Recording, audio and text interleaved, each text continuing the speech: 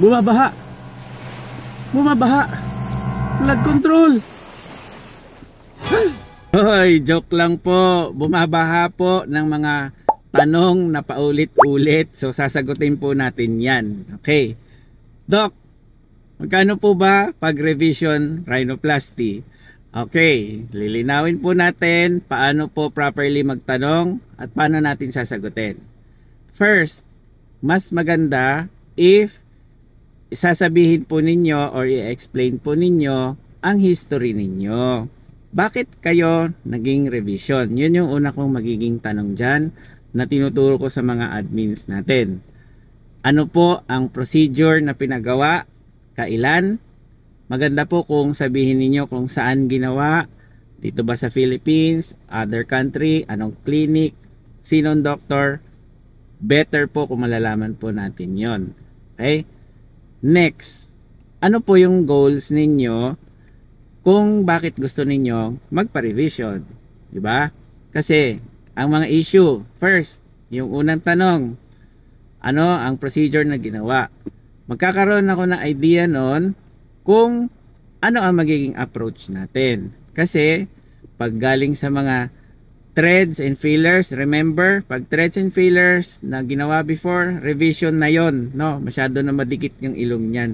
Pahirapan na yan. Okay? So definitely pag ganon, kaya pa nating lagyan ng Gore-Tex or irradiated rib. Ngayon, kung Gore-Tex na yung pinanggalingan at paparevise ninyo, mukhang suggestion ko na dyan is rib cartilage na, irradiated rib cartilage. Ngayon, kung rib cartilage, mahaba-habang usapan yan. Kasi rib cartilage is actually parang end procedure na dapat yan eh. Wala nang palitan doon. Kasi yun yung pinakamagandang rhinoplasty. Ngayon, ang tanong doon, ba't mo pa gustong pa-revise? No? Kung ano yung concerns, kailangan nalalaman natin yan. Next na tanong is, kailan pinagawa?